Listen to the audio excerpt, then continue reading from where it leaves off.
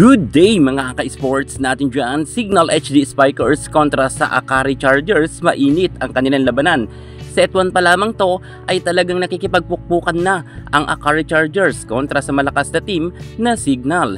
Lumalaban naman si Ellis Soyod at itong si Gretchen Soltones, samantalang si Ivy Lacsina nga ay hindi nakaporma pagdating sa set 1. Ito talaga ang masasabi ko na kakaiba talaga ang programa ni Coach De Los Santos. Kitang-kita naman natin na talagang napakaganda ng performance na ipinakita ng Signal HD Spikers. Kahit sabihin nga natin na medyo nakakahabol ang Akari, pero limitado nga ang error na nakukumit ng Signal. Hindi kagaya ng Akari Chargers ay sunod-sunod nga ang naging kanilang error, at kahit nga medyo nakadikit sila ay sa duluhan na laban ay hindi pa rin pinaporma ang Akari Chargers.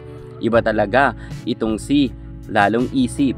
Kitang-kita natin na mas magaling talaga siya kay Ivy Lacsina. Tapatan nga sila sa malalakas na spike, pero mas lumulusot ang mga spike ni Lalong Isip. Samantalang itong si Ivy Lacsina, kahit matangkad siya ay nabavlock pa ito ng mga middle blocker ng Signal. Pero palaban naman sana ang Akari Chargers, ngunit nagkaroon nga ng sunod-sunod na error itong si Ellis Soyod sa duluhan na laban. Ang kanyang drop ball ay lumabas, ang kanyang spike ay lumabas, at nagkaroon pa nga siya ng net touch. Samantalang itong si Santos ay talagang ipinakita niya kung gaano siya kagaling. Erica Santos, grabe, tinapatan niya si Ellis Soyod at tinambakan nga ng Signal HD Spiker ang score. Nagtapos ang kanilang laban sa 18 at 25 at tinapos nga to ni Lalong Isip. Sobrang ganda naging laban nga nila. Medyo ma-error lang talaga ang Akari. Tingnan natin pagdating sa second set